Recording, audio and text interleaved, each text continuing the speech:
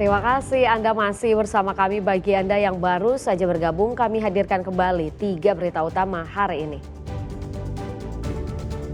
2 kelompok pemuda tawuran di Pasar Karuwisih, Makassar. Belasan laptop dan alat pengeras suara milik SMP PGRI 2 Maros dicuri. 3 lapak pedagang di sentra kuliner habis terbakar.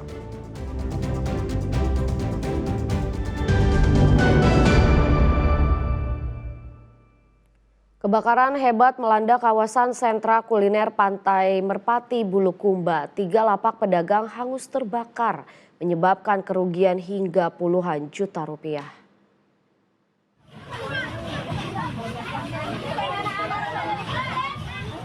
Kobaran api disertai asap hitam tebal membumbung tinggi dari lokasi kejadian.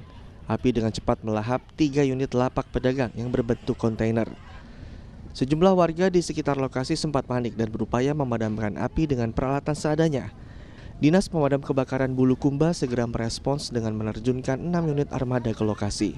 Damkar fokus melokalisir api serta mengamankan sejumlah tabung gas yang terdapat di area terbakar. Tindakan itu penting guna mengantisipasi ledakan yang berpotensi memperparah kebakaran. Setelah berhasil memadamkan kobaran api, Damkar lantas melakukan proses pendinginan dan pembersihan puing-puing sisa kebakaran. Terbakar 1 kilo kontainer warga. Kalau dari penyebabnya apa sudah diketahui? Sampai saat ini belum diketahui penyebabnya. Pemadam kebakaran memastikan tidak ada korban jiwa dalam peristiwa ini. Namun seluruh barang dagangan hangus total dan kerugian ditaksir mencapai puluhan juta rupiah. Hingga saat ini polisi masih menyelidiki secara pasti penyebab kebakaran yang menghanguskan 3 lapak di sentra kuliner. Muhammad Sardi melaporkan dari Bulukumba. Bea Cukai Sulawesi bagian selatan atau Sulbaksel memusnahkan berbagai macam barang ilegal hasil penindakan sepanjang tahun 2025. Total potensi kerugian negara akibat peredaran barang ini mencapai lebih dari 21,6 miliar rupiah.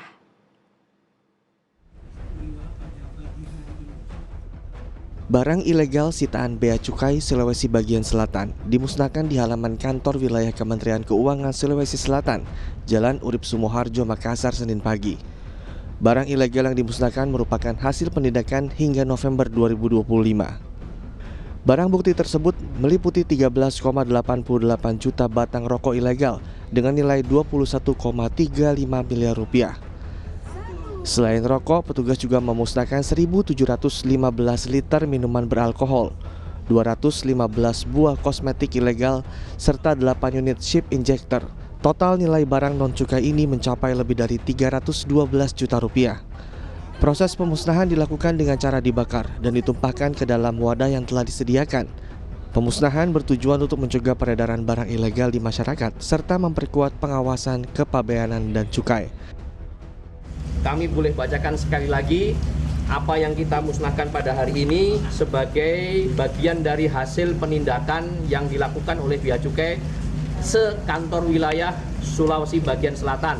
Termasuk di dalamnya adalah kantor pengawasan dan pelayanan di bawah Kanwil Sulawesi bagian selatan, yaitu Bea Cukai Makassar, Bea Cukai Parepare, Bea Cukai Malili, dan Bea Cukai Kendari. Bea Cukai Sulawesi bagian selatan menegaskan pencapaian penindakan ini berkontribusi besar dalam mendukung penerimaan negara sepanjang tahun 2025, mencapai 597,44 miliar rupiah. Raisa Habu melaporkan dari Makassar. Korban bencana puting beliung di Kecamatan Lansirang Pinrang mulai mendapat bantuan paket sembako. Kecamatan Lansirang Pinrang yang terdampak puting beliung didatangi petugas PLN.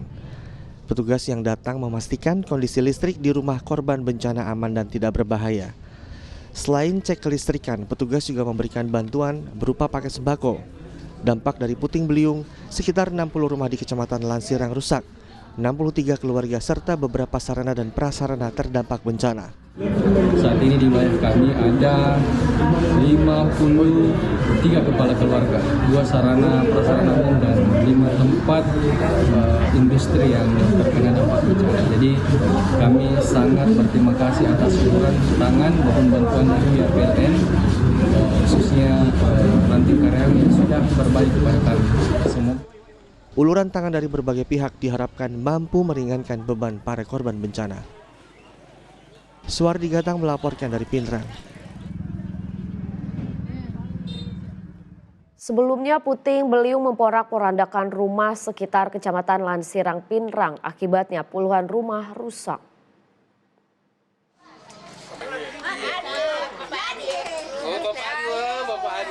Senin pagi tampak personel BPBD merampungkan pendataan rumah warga yang terdampak puting beliung di Kelurahan Lanrisang, Kecamatan Lanrisang, Kabupaten Pinrang.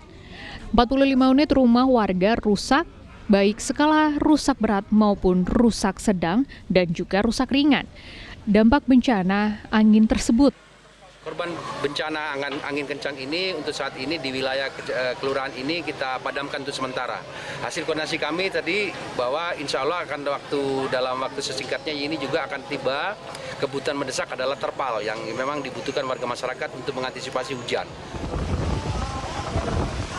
Sebelumnya angin puting beliung ini memporak-porandakan rumah warga di Kelurahan Lanrisang, Kecamatan Lanrisang, Kabupaten Pinrang pada Minggu siang. Terjangan puting beliung itu menerbangkan atap rumah warga hingga tersangkut di atas pohon, bahkan masuk ke tambak. Angin puting beliung yang muncul di laut itu sekitar pukul 13.30 waktu Indonesia bagian tengah. Angin langsung menyapu permukiman yang ada di pesisir pantai dan merusak atap rumah warga termasuk 2 unit sekolah.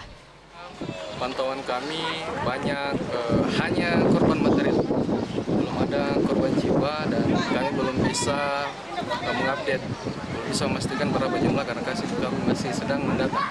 Kami harus menginventarisir berapa jumlah rumah yang rusak berat, rusak sedang dan rusak ringan. Jadi saat ini kami masih mendata. Ditaksir ada puluhan? Ada lebih 20. Iya, kami taksir 30 pun mungkin juga. Panik semua, terbang semua atap. Iya. Selanjutnya ya, tapi sekolah sampai di rumah di situ ya. Itu atapnya rumah sampai di empat di sana. Oh, jauh Pak Di. Iya. Tapi tidak ada yang kena Pak, tidak ada juga. Angin puting beliung yang menerjang pemukiman warga di Kelurahan Lanrisang diklaim pertama kali sejak kampung itu ada. Beruntung tidak ada korban jiwa dalam kejadian ini. BPBD mencatat kebutuhan korban bencana puting beliung selain membutuhkan makanan cepat saji, warga juga membutuhkan terpal untuk berlindung dari hujan yang mengguyur sementara waktu.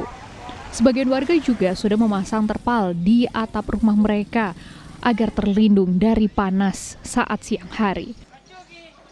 Suardi Gatang melaporkan dari Kabupaten Pinrang.